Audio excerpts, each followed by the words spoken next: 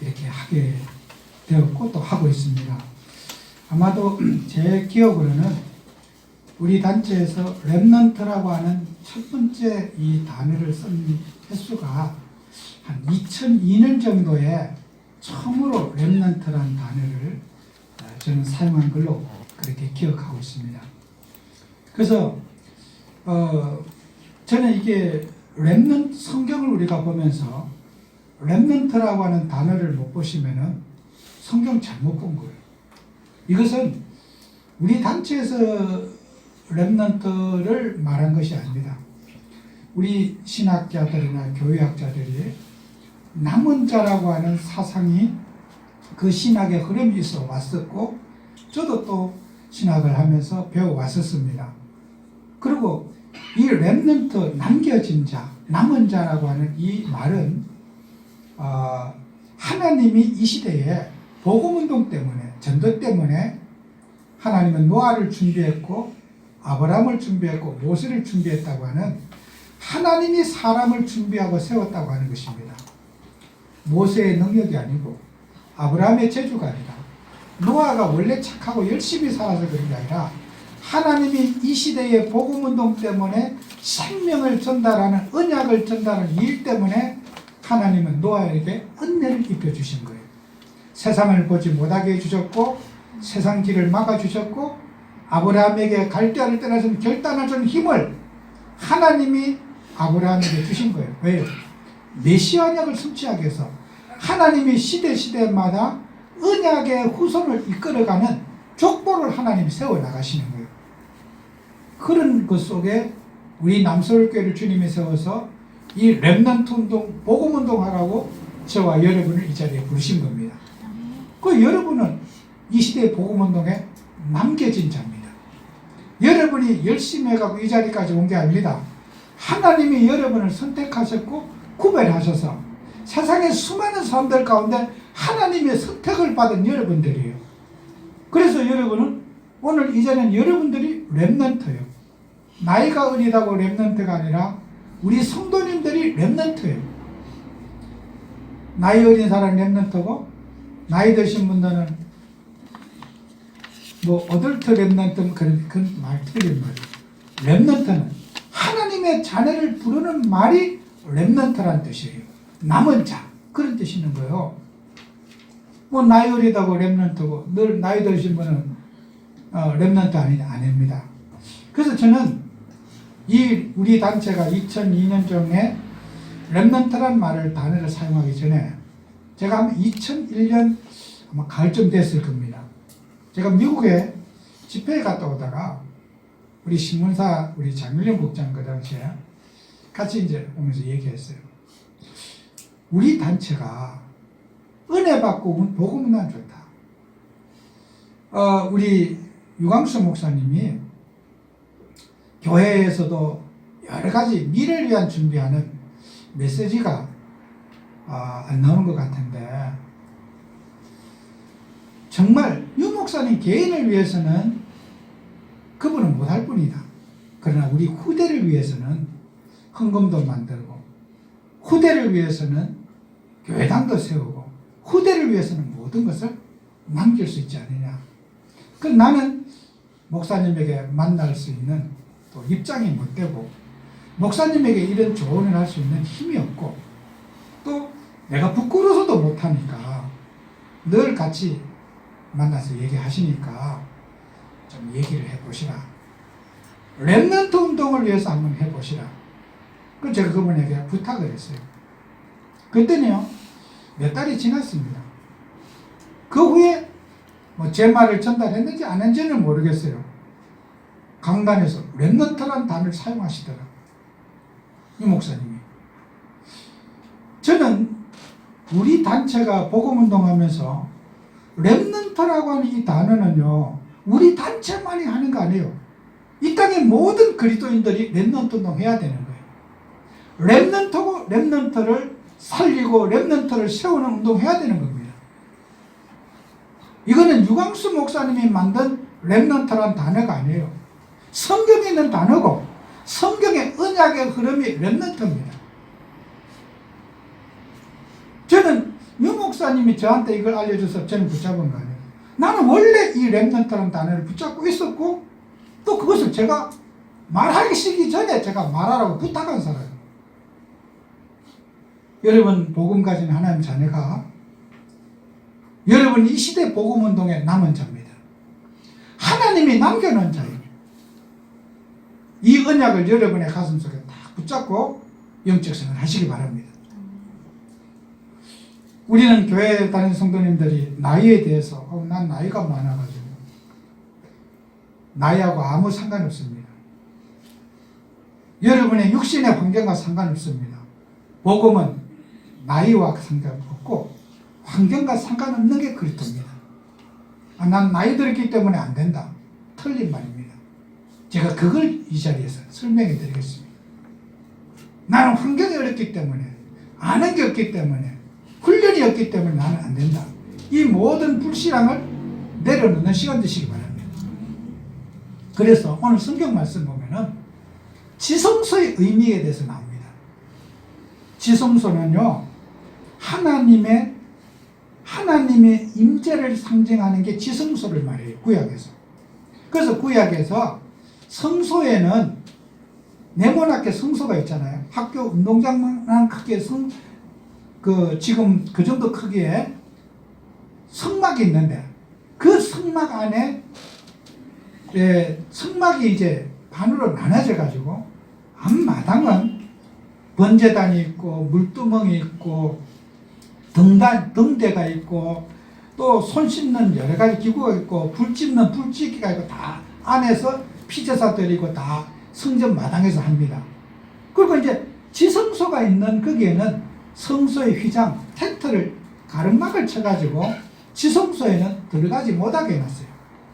그래서 지성소의 그 법궤라고 하거든요. 그 지성소를.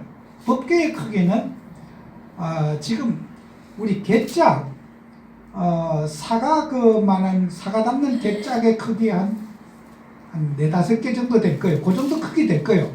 그게 법궤예요. 그 사과 상자 그게 한 4-5개 정도 크기가 되는 게 법궤입니다. 그걸 지성소라 그래요. 거기 안에 오늘 성경 말씀 4절에 보면 뭘 담아놨냐면요. 만나를 담아놓고 거기 안에 아론의 쌍난 지팡이가 있고 거기 안에 하나님의 말씀 거기에 들어져 있는 3가지가 들어져 있다고 그랬어요. 그래서 출애굽기 37장 1절에서 2절 3절에 보면은 무슨 내용이 있냐면요. 그 지성소를 만드는 그 재료가 있는데 조각목으로 지성소를 나무로 개짝을 만들어라 그랬어요. 조각목은 지금으로 말하면은 아카시아 나무를 말해요. 근데 그 왜 다른 성전의 기구를 만들 때는 뭐 백향목도 있고 향기나는 좋은 나무, 백향목 그런 정말 벌레도 안 먹는 좋은 나무들이 있잖아요. 그런 걸로 기둥도 만들고 다 만들면서 왜 하나님이 함께하는 그 지성소를 만들 때는 조각목으로 만들어라 그랬느냐. 그 아카시아 나무는 화목, 불 뗄 때만 쓰는 거지 일반 목재로 쓸 수 없는 나무가 아카시아 나무예요. 우리나라도 아카시아 나무가 있잖아요. 그 아카시아 나무는 마르면은요 금이 쭉쭉 가고 뒤틀려집니다. 마르면은 휘어요. 아카시아 나무가. 그리고 그 가시가 있어요. 그리고 불 때는 데만 사용하지 그게 일반 목재로라든지 무슨 나무 기둥이나 작대기를 쓸 수가 없어요. 휘니까. 우리나라도 원래는 지금 있는 그 아카시아 나무가 일본에서 온 거예요. 우리나라 것이 아니에요. 일정 때 우리나라 산을 다 황폐화시키고 산사태가 나고 이러니까 일본 사람들이 우리나라에다 아카시아 나무를 심어가지고 이 아카시아 나무 뿌리가 많이 번져요. 산사태를 방지하기 위해서 일본에서 아카시아 나무를 우리나라 갖다 심은 거예요. 근데 이거는요 번식력은 강한데 목재로서 쓸 수가 없어요. 나무 중에 제일 천한 나무가 조각목이고 아카시아 나무예요. 왜? 가장 소중한 하나님이 함께하는 지성소를 만드는데 조각목을 쓰게 만들었느냐. 이것은 우리 육체를 상징합니다. 조각목은. 여러분 여러분의 몸을 상징해요. 여러분이 갈라디아 2장 20절 속에 내가 그리스도와 함께 십자가에 못 박혀 죽었나니, 우리 인생은요 가치없는 인생인데, 가치없는 인생에 예수 그리스도를 우리 속에 영접해서 지성소를 가지라, 그 뜻으로 조각목으로 우리를 만든 거예요. 하나님께서. 그리고 그 조각목을, 그 아카시아 나무가 이렇게 마르면 뒤틀리잖아요. 버려지잖아요. 거기에다 그냥 안과 밖에 검칠을 해가지고 뒤틀리지 않도록 밖에도 검칠을 하고 내부가 보이지 않도록 밖을 다 쌓아. 그리고 내 위에 기둥에는 고리를 만들어 가지고 이제 그 법궤를 이동할 때, 광야 생활하면 이동할 때 막대기를 집어넣어 가지고 4명이서 메고 다닐 수 있도록 고리를 만들어서 작대기를 껴갖고 어깨에 메고 다닐 수 있도록 고리를 만들어라. 하나님이 우리에게 조각목과 같은 인생을, 여러분은 가장 소중한 하나님이 여러분 속에 임하시면서, 성령이 여러분에게 임하시면서 여러분 속에 지성소가 회복된 거예요. 그래서 그 지성소 안에는 뭘 들느냐? 만나를 담았어요. 만나는 뭐예요? 음식을, 우리가 광야 생활하면서 이스라엘 백성들이 40년 동안 농사도 짓지 않았는데 눈만 뜨면 만나가 있어서 배불리 먹을 수 있었어요. 만나는 인생의 모든 염려 문제는, 여러분의 삶의 모든 문제는 하나님이 함께 하시면 문제되지 않는다. 돈이 없냐 걱정하지 말아라. 건강이 없냐 걱정하지 말아라. 미래가 불안하냐 걱정하지 말아라.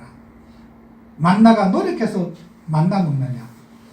아무 노력도 안 했는데 눈 떠보니까 하나님이 우리에게 일용할 양식을 주시지 않느냐?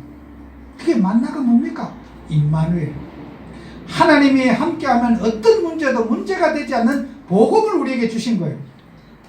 그게 만납니다. 여러분 인생의 만나, 하나님이 함께하는 게 만나예요. 아멘. 그 만나의 축복을 우리가 누리는 거예요. 그래서 기억해라. 만나 쳐다보면서 그 만나가 어디서 오냐? 하나님이 주신 거다. 그렇다면 우리 인생에 어떤 문제가 와도 그 만나 때문에 우리는 살 수 있지 않느냐?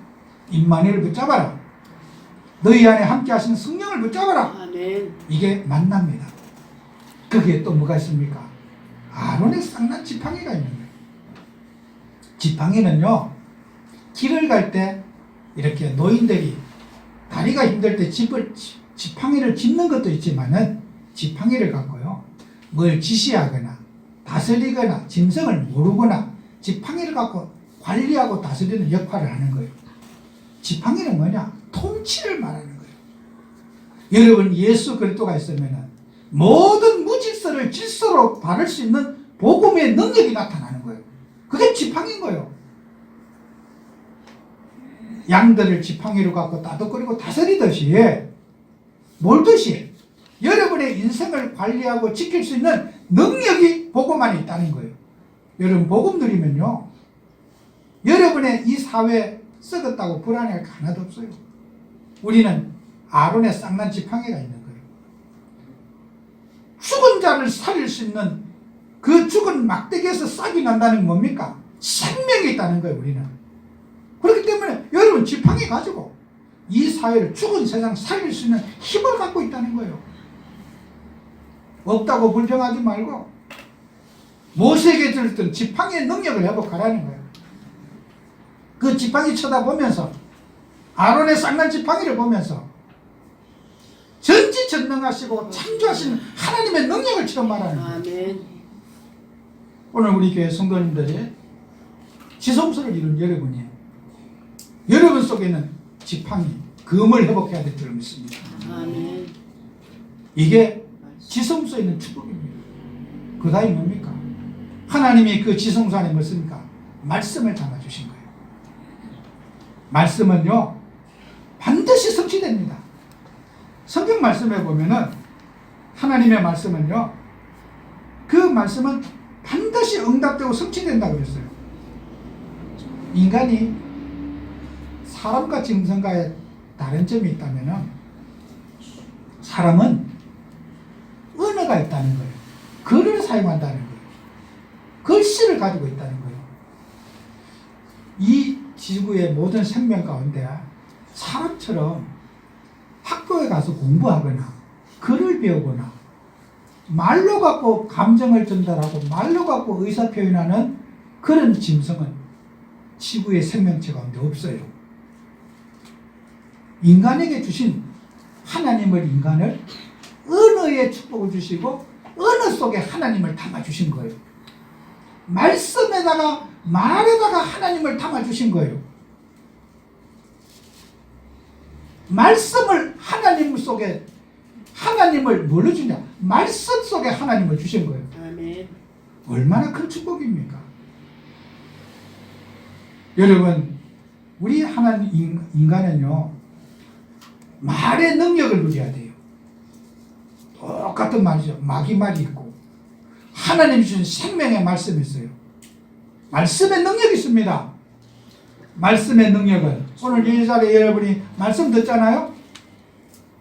여러분의 인생의 모든 것이 말씀 듣는 가운데 치유가 일어나는 거예요. 그래서 여러분은 말씀을 붙잡는 그런 생활을 해야 되겠죠.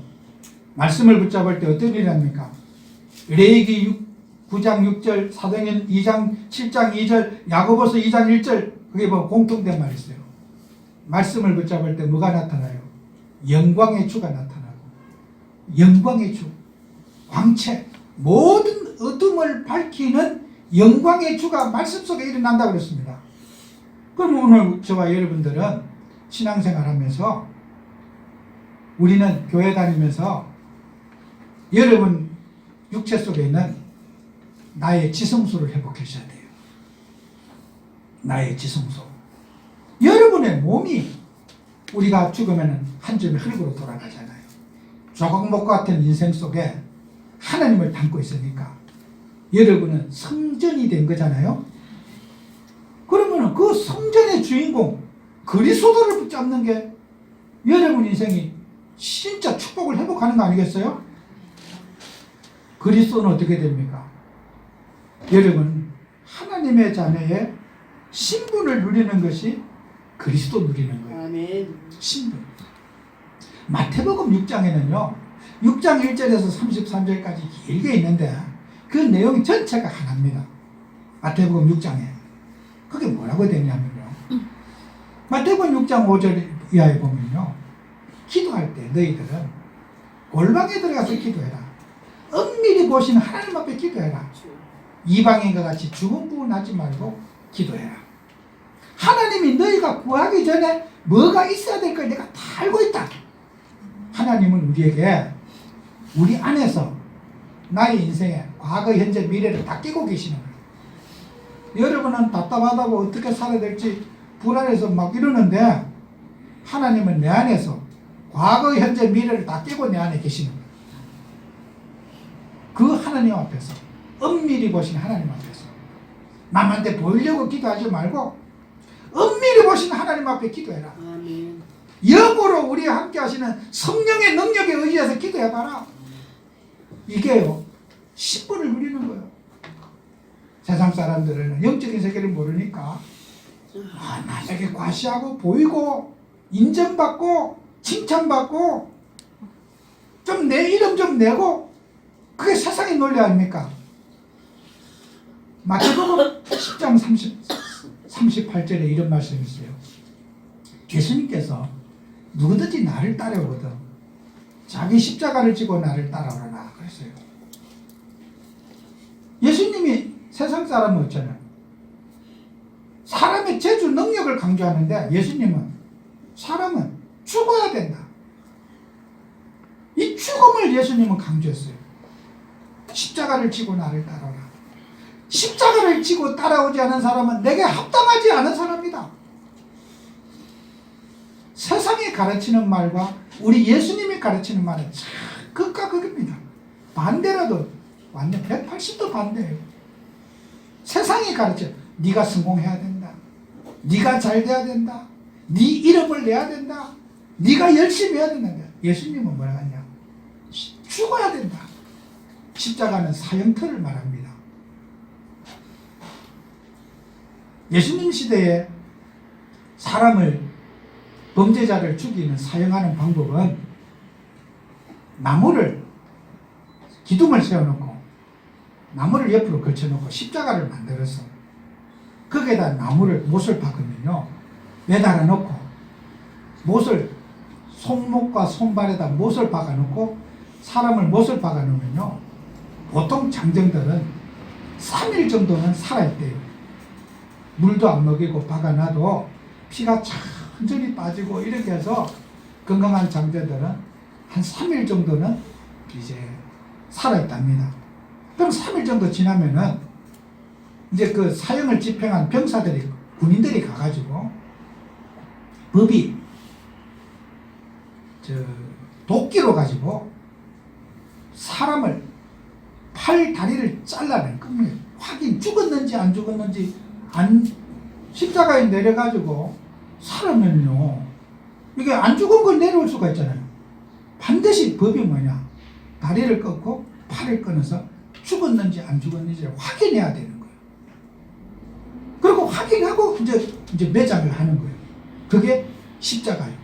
사람을 죽이는 사형틀, 그게 십자가인 거예요. 예수님이 나를 따라올 때 십자가를 지고 나를 따라라. 내 인생은 그리스도와 함께 죽고 내 안에 성령이 주인 되도록. 그게 뭡니까? 하나님 자녀라는 거예요. 우리는 내 인생은 없어지고 그리스도만 남는 거예요. 내 생각, 내 의지, 내 인생은 없어지고 주님이 남는 게 우리가 복음 가진 하나님 자녀입니다. 우리 예수님은요, 십자가에 못 박히실 때 33세에 가장 젊고 인간으로서 건강할 때, 남자 33세는 제일 건강할 때 아닙니까? 사람으로서 완숙할 때 아닙니까? 그때 예수님이 십자가에 못 박혔는데 불과 6시간 만에 십자가에 운명하셨어요. 채찍에 맞으시고 고난을 받으시고 금식하시고 줄이시면서 사람을 위해서 모든 학대와 모진 질고를 다 받으시고 저주를 한 몸에 받으시고 골고다 언덕에 올라가실 때 예수님은 십자가 지고 자기가 죽을 십자가를 자기가 짊어지고 가야 돼요. 사형틀을 자기가 짊어. 그래서 예수님이 어깨에다 맸는데 예수님이 너무 탈진해가지고 힘이 없어서 자기가 매달린 십자가를 짊어지고 힘이 없는 거예요. 아무리 기다려도 일어나지 못하니까 그걸 나무를 미고 골고다 언덕길을 올라가야 돼. 못 올라가니까 로마 군병들이 못 올라가는 걸 또 때리고 채찍가하고 막 계속 팬 거예요. 예수님을 빨리 지고 올라가라고. 침도 뱉고 조롱도 하고 별짓 다 했어요.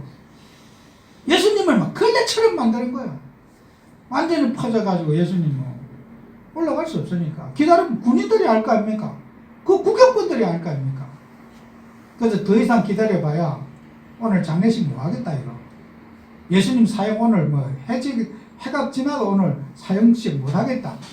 그때 구경하고 있던 아프리카 사람 구레네 시몬, 흑인이 있어요. 얼굴 까만 흑인이 하나 있는 거예요. 유대인들 속에 뭐 하러 왔는지, 이 유대인들은 우리와 피부가 똑같습니다. 황인종이에요. 근데 까만 흑인 구레네, 니그르라는 뜻이 있잖아요. 그 흑인이란 말이에요. 그 구레네 사람 시몬이 있는 거예요. 그걸 불러다가 흑인을 불러다가 억지로 십자가를 지고 올라가게 한 거예요. 그래서 예수님이 지고 갈 그 골고다 언덕길에 예수님이 십자가를 지고 구레네 시몬이 대신 지고 올라가서 못을 박혔는데 예수님이 신포도주를 받으시고 바로 그냥 목에 까딱하면서 운명하신 거예요. 요한복음 19장 30절에 내가 다 이뤘다 말 한마디 남기시고 예수님이 딱 고개를 딱 저으시면서 예수님 운명하신 거예요. 운명하시면서 하늘에 천둥과 번개가 치고 성소의 휘장이 하늘을 찢어지면서 예수님 그 십자가에 운명하실 때 세상이 진동했어요. 그 두려움과 공포, 하늘이 깜깜해지고 사람들은 그래서 우리가 하나님의 아들 예수 그리스도를 잘못 죽였구나. 우리가 천벌을 받는 거구나. 우리가 몰라서 이런 못된 짓을 했구나. 백성들이 두려움에 떨고 막 난리가 난 거예요. 그리고 이제 시간이 지났어요. 시간이 지나고 나서 안식일에는 시체를 사형틀에 매달아 놓는 법이 없어요. 유대인의 법이. 금요일 저녁에 안식일이 시작입니다. 그래서 안식일 되기 전에 시신을 내려야 되니까 유대인의 로마의 법에는 3일은 매달아 놔야 되는데 안식일이 되니까 그냥 그러니까 로마의 군병들이 죽은 걸 확인해야 될 거 아닙니까? 예수님의 옆구리에다가 창을 찔러가지고 죽었는지 안 죽었는지를 찔러서 확인을 한 거예요. 그래서 창을 찔르니까 속에 있던 물과 피가 싹 빠져나온 거예요. 창을 찌르면 반응이 있었잖아요. 반응이 없으니까 시신을 끌어내린 거예요.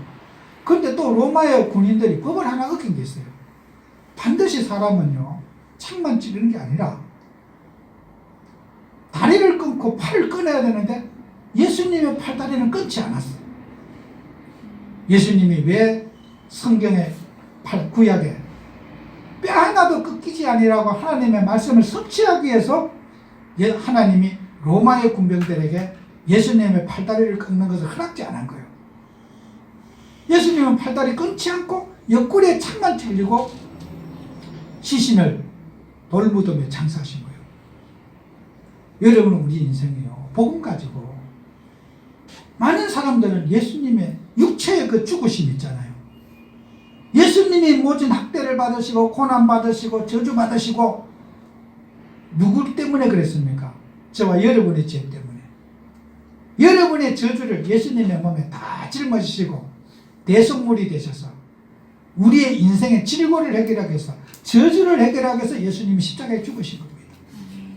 죽으시고 끝난 게 아닙니다. 사망의 권세를 깨뜨리시고 부활하셔갖고 성령으로 이 시간에 여러분에게 지성소를 완성해 주신 거예요. 그래서 여러분 저주 문제 끝난 거예요. 불안 염려 끝났습니다. 마태복음 6장에 뭐라 되어 있습니까? 주기도문을 6장 6절 7절에 쭉 얘기하잖아요. 이렇게 기도하라. 하늘에 계신 우리 아버지여, 저 기도하잖아. 마지막 33절, 너희는 그의 나라와 그 의를 구하라. 그리하면 이 모든 것을 내가 너희에게 하시리라. 그 앞절에는 아무것도 염려하지 말아라. 하나님이 들풀도 저렇게 피고 있고 다 하거든. 하물며 너희를 그러냐. 참사 한 마리도 내 허락 없이는 팔고 사는 법이 없는데 왜 염려하고 걱정하느냐. 불안해하지 말아라. 하나님 자녀는 반드시 승리하고 하나님이 지켜준다는 언약의 약속을 주님이 주시는 겁니다. 아멘.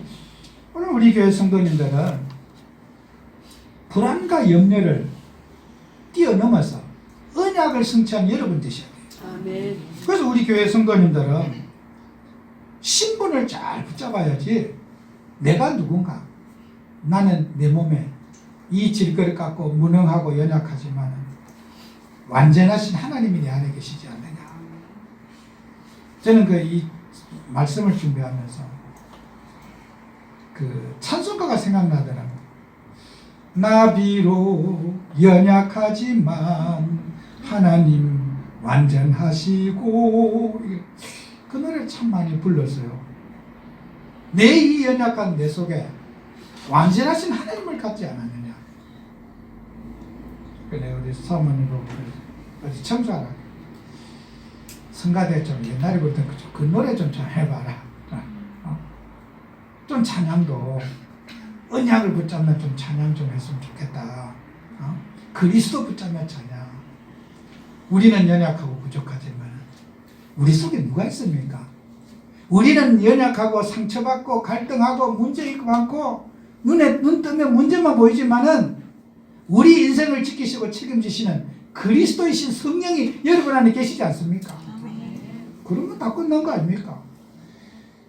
우리는 불안에 떨기도 하고 감정에 휘말리기도 하고 인간은 갈대처럼 이리저리 흔들리고 현실 문제에 급급하고, 그래도 여러분 누굽니까? 우리 아버지의 자녀요. 하나님께 인치신 자요. 성령이 여러분 안에 그 조각목같이 아무짝 쓸데없는 그 개짝 속에 하나님이 함께 하시는 거예요. 아멘. 그 조각목을요, 그 언약궤를 성경에는 지성소를요 4가지로 불러요. 첫 번째 법궤라고도 불러요. 언약궤라도 불러요. 여호와의 궤라고도 불러요. 또 여러분 그 언약궤를요 증거궤라고도 불러요. 다 있어요. 법궤는 뭡니까? 하나님의 말씀을 담고 있다고 해서 법궤라고 그래요. 증거궤는 뭡니까? 하나님이 함께하고 있지 않습니까? 증거입니까? 여러분 속에 하나님이 함께하는 증거. 그래서 증거궤, 증거궤짝. 괴짝 붙잡고 돌아다니면 안 됩니다. 괴짝 속에 뭐가 있는가 중요한 거요. 사람의 인격 보고 쳐다보고 돌아다니면 안 돼요. 인격 속에 그리스도를 붙잡아야 돼요. 아시겠습니까? 인격이 훌륭하다. 사람 좋다. 그 속에 내용을 붙잡아야 되는 거죠. 증거, 괴짝 붙잡지 말고 증거 붙잡아라. 아시겠습니까? 증거, 괴. 하나님의 말씀이 여러분과 함께 한다는 법, 괴짝 붙잡지 말고 하나님 말씀 붙잡으라는 거예요. 언약, 괴. 이스라엘 사람들은요, 육신적인 거 붙잡고 살아요. 막 교회 좋다, 나쁘다. 목사 훌륭하다, 나쁘다. 사람만 쳐다보고 판단해. 우리 속에 함께 하시는 그리스도를 놓치게 되는 거예요. 증거를 붙잡아야 돼. 증거, 괴짝 붙잡고 살아요. 그래서 블레셋 사람들이, 이스라엘 사람들이요. 여러분, 구약에도 보지 않습니까?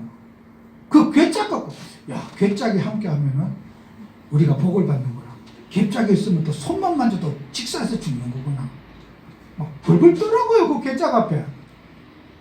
괴짝 속에 있는 내용을 안 붙잡고. 괴짝이 우상이 돼가지고. 만약에 지금 그 증거궤가 지금 남아있다고 하면 어떻게 되겠어요? 아마 전쟁이랄까요? 저 괴짝만 갖고 우리 복 받는데, 저 괴짝을 우리 집에 모셔야 되는데, 우리 교회 갖고 와야 되는데, 괴짝 속에 있는 내용을 붙잡아야 되는 거예요. 그죠? 사람은요, 눈에 보이는 것 속에 속아요. 인격에 속고, 사람의 매너에 속고, 환경에 속고, 육신의 문제에 속아요. 괴짝 속에 있는 그리스도신 하나님을 붙잡는 우리 교회 되어야 됩니다. 증거궤, 여호와의 궤, 언약궤. 언약궤가 뭐예요? 약속. 창세기 3장 문제가 가진 그리스도, 그 언약 괴짝. 오늘부터 우리 교회는 괴짝은 버리고 괴짝 속에 있는 내용을 붙잡는 우리 교회 되어야 됩니다. 우리 남설교회 어떤 교회냐? 언약이 충만한 교회. 교회 껍데기 갖고 막 우리 교회가 좀 이쁜 교회인가 봐요. 밖에서 어쩌다 문을 항상 열어놓거든요. 제가 있을 때는 들어오면 밖에서 보고 들어오면 사람이 앉아갖고 안 가는 거예요. 앉았어요. 왜? 교회가 이렇게 커요? 교회가 이렇게 깨끗하고 좋다는 거야. 왜? 사람들이요, 우리는요, 겉만 번듯하고 속은 그냥 막 다 썩어요. 그럼 실망합니다. 그죠? 껍데기보다 더 중요한 게 있어요. 속이 좋아요. 우리는 언약을 붙잡고 정말 여러분 속에 함께하는 그리스도 붙잡는 우리 교회가 되자. 그것이 우리가 살아가는 거예요. 그 증거 붙잡을 때 어떻게 해요? 능력이 나타나는 거예요. 그래서 우리는 권세가 신분 속에 있는 권세라. 하나님의 자녀가 권세를 누려야 되는데 신분 속에 있는 권세를 누려야 되는 거예요. 신분 붙잡지 않으면 권세가 안 나타나요. 그래서 우리 교회 성도님들이 이 예수님이 마태복음 4장 보면요, 마귀에게 시험을 받으시고 예수님이 마귀가 예수님 여러 가지 시험을 주는 거예요. 사탄아 물러가라. 예수님이 딱 명령을 내는 거예요. 예수님의 그 명령이요, 여러분에게도 그렇게 마귀에게 명령할 수 있는 권세를 주신 거예요. 마귀를 아비로 섬기다가 마귀의 종로로 타다가 마귀를 물리칠 수 있는 권세를 우리 예수님이 주신 거예요. 세상에 마귀를 물리칠 영웅이 없어요. 우리 예수님 말고는. 예수님이 사탄아 물러가라는 그 명령을 내가 받았다는 거예요. 아멘. 불신앙의 영들, 염려의 영들, 불안의 영들 예수 이름으로 결박하는 축복받아야 됩니다. 신분이 확실한 것만큼 능력이 나타나는 거예요. 신분 누리지 않으면 벌벌 떨어요. 아이고, 세상 가면 막 유혹이 많고 막 세상 막 가면 막 어려움 많다. 지구 역사 이래로 세상은 늘 문제가 있었어요. 앞으로도 문제가 많을 거고. 여러분은 교회 다니면서요, 자꾸 뭐 불안한 얘기하는 사람, 그 마귀 들린 사람이에요. 불안을 해결하신 그리스도가 있지 않습니까? 문제를 해결하는 그리스도가 있지 않습니까? 그 문제가 인지 알았습니까? 여러분이 태어나기 전부터 그런 문제가 있었어요, 세상에는.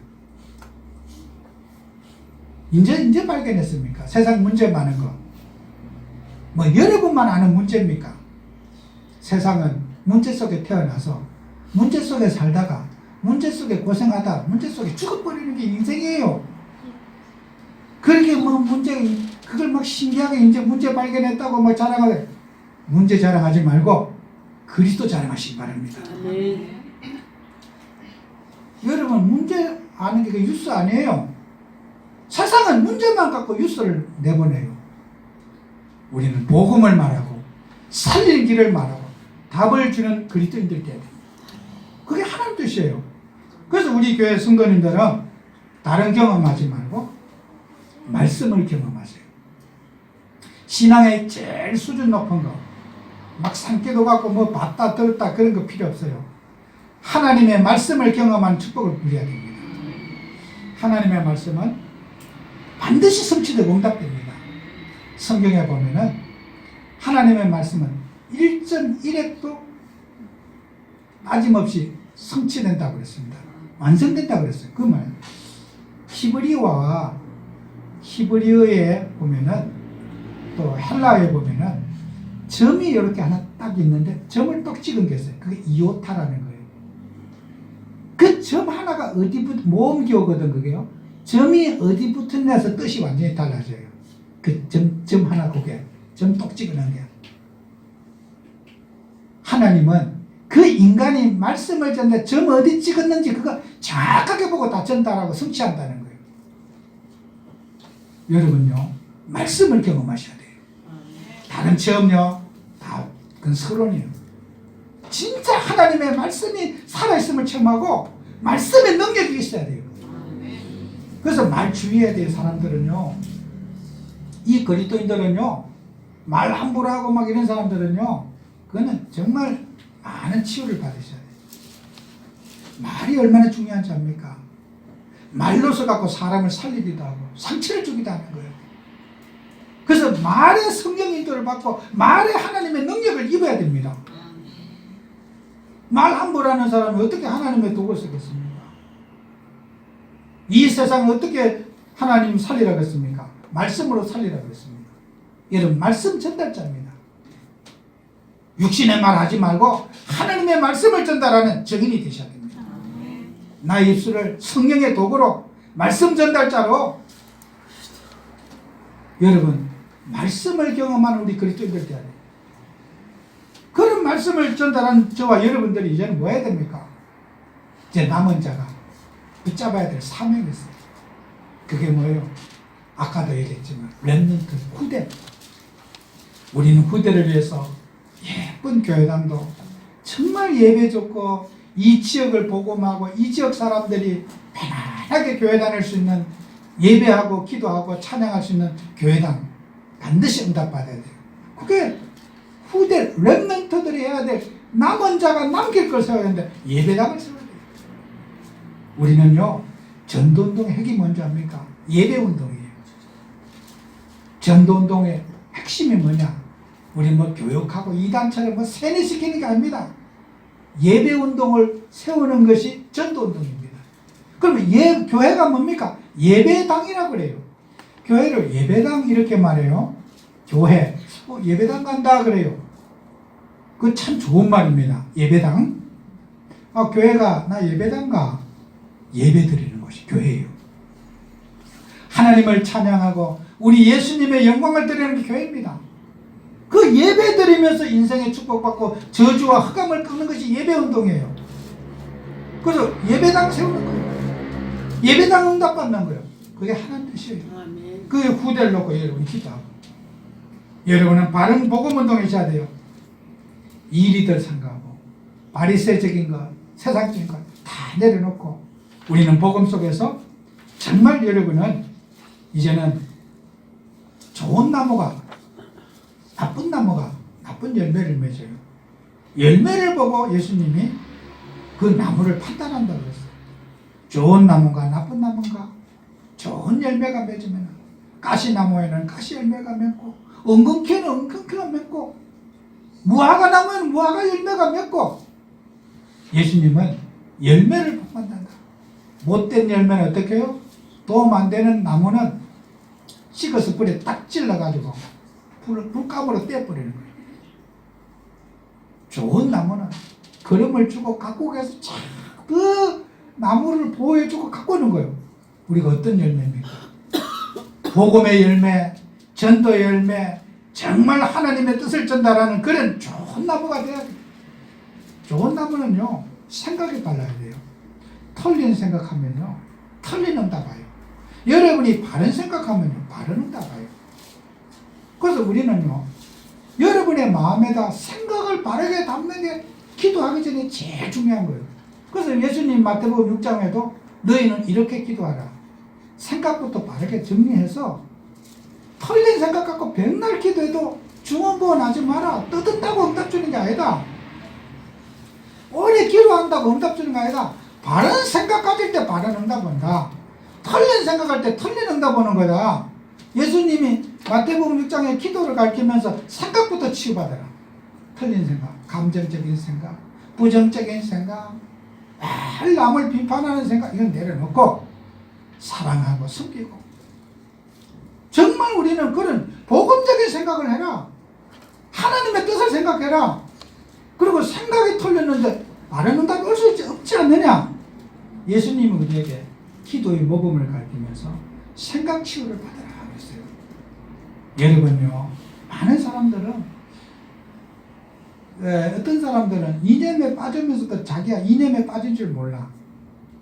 어떤 속된 말로 미친 사람이 미친 걸 모르듯이, 술 취한 사람이 술 취한 걸 모르듯이 나는 절대로 이념에 안 빠졌다. 근데 그게 이제 문제라. 내가 빠진 걸 모르는 게 문제라. 중독자가 중독된 걸 모르는 게 문제야. 여러분요, 제가 이번 주에도 어느 귀한 목사님이 저한테 여러 번 문자가 왔길래 제가 한 번 딱 답장을 해줬어요. 목사님이 혹시 우파시면은, 저는 이렇게 합니다. 내가 우파라고 하면은 늘 좌파의 입장에서 어떻게 전도할까 죄로 고민합니다. 그런데 그 목사님이 한 줄 답장이 왔어요. 예, 저도 그렇게 동의합니다. 저는 한참 썼는데 한 줄 딱 왔어요. 그 후에 더 이상 댓글이 없어요. 고맙더라고. 저도 그렇게 동의합니다. 우리는요, 사람마다 누구든지 사상이 있어요. 이 자리에는 여러분도 다 내가 모르는 사상을 깔고 이 자리에 오신 거예요. 없는 사람 없어요. 개인 생각이 있고, 개인 주관이 있고, 개인의 이념이 다 있어요. 그건 사람이기 때문에 있는 거예요. 여러분은요, 타도의 대상으로 보지 말고 전도의 대상으로 보세요. 아시겠습니까? 정오의 대상으로 보지 말고, 복음, 저 사람 영혼을 살려야 하던 영혼 사랑으로 그 사람을 한번 봐보라고 말이에요. 그렇게 함부로 말할 수 있겠는지. 우리는 전도자의 눈으로, 영혼 구원의 사명으로 현장을 보셔야 돼요. 여러분이 이 자리에 있는 모든 사람은 부모님이 물려준 사상, 태어날 때도 사상, 대한민국이 준 사상 다 갖고 있어요. 한국 사람이면 한국인이지 뭐 미국 사람 되겠습니까? 한국 사람은 한국 사람 의식을 갖고 있어요. 나는 한국 사람 아니라고, 그 의식 없다고, 그건 모르는 소리예요.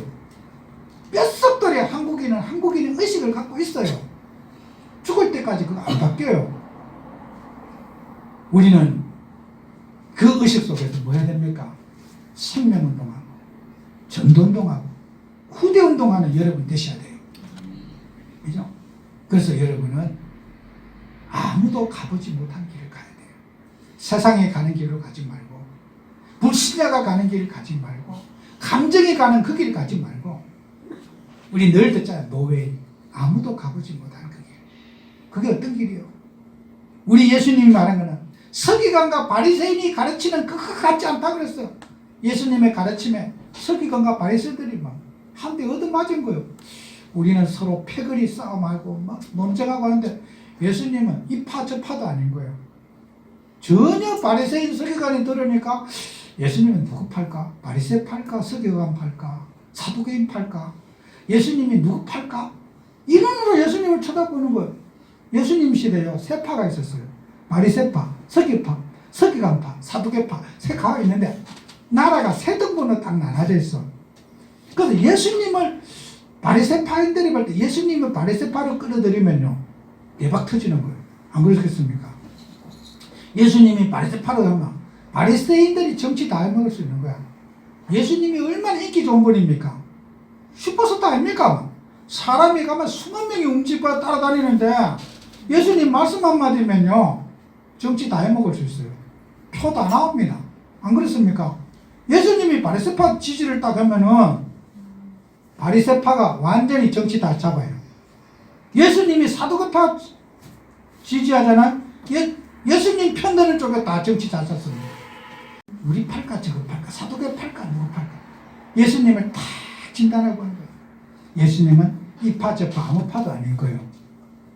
그러니까 바리새인을 저것들은 예수님은 서기관의 가르침과 다르고 바리새인의 가르침과 다르고 놀랍더라 그랬어요. 예수님의 가르침. 여러분은 복음 가지고 누구 파야 됩니까? 주님의 뜻을 전달하는 우리 예수파가 돼야 되는 거예요. 그죠?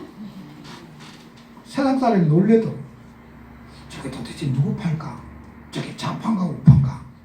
저게 무슨 팔까? 따지고 보고 있거든요. 여러분은 복음 전달하는 전도자로서 그리스도처럼 그리스도파가 돼야 돼요. 아시겠죠? 예수님을 초대교회 복음은 예수님도 사람들은 그 일반 세상에 가는 그 길 예수님도 우리 길에 오라고 콜했어. 예수님 그 중립에 서지 말고 우리 편에 서가지고 같이 세상 나라 한번 건설해 봅시다. 예수님 바리새인 우리 편에 오면 좋겠다. 예수님은 누구 편에도 가지 않고 세상에 간 그 길을 가지 않고 노예의 길을 간 거예요. 하나님의 뜻을 전달하는 그 길, 생명을 전달하는 그 길, 예수님이 가신 길이에요. 우리도 그 길 가야 됩니다. 세상에 가는 그 길 가요. 세상 나라가 아닌 하나님의 나라, 영원한 여러분이 하나님 나라를 누리는 저와 여러분이 돼서 이 병든 사회, 영적인 문제 속에 고통받고 각종 영적인 문제로 시달리는 사람에게 답을 주는 정인으로 쓰임받는 한 주가 되시기를 축원합니다. 기도합니다. 하나님 아버지 우리에게 은혜 주셔서 정말 이번 한 주도 우리가 남은 자가 남길 것을 붙잡는 한 주가 되기를 원합니다. 이 시대 살릴 거룩한 렘넌트로 그루터기로 주님 이 땅에 세우셨습니다. 흑암 문화 속에 정인으로 살게 하시고 또 우리 속에 있는 지성소를 누리며 지성소를 회복하는 축복을 누리는 삶이 되게 해 주옵소서. 예수님 이름으로 기도합니다. 아멘.